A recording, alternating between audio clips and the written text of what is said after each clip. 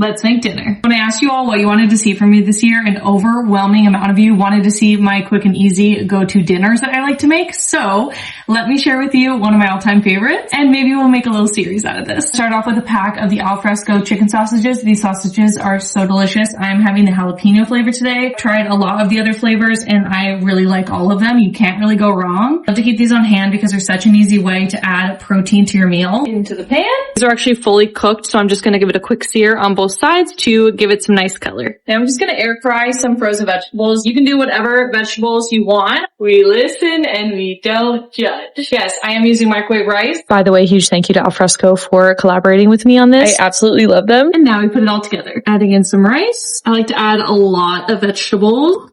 Chicken sausage, a little drizzle of Japanese barbecue sauce, and a little bit of chili crunch. And there you have it. If I hadn't been Chatty Cathy, this probably would have taken me like 15 minutes to throw together. So good.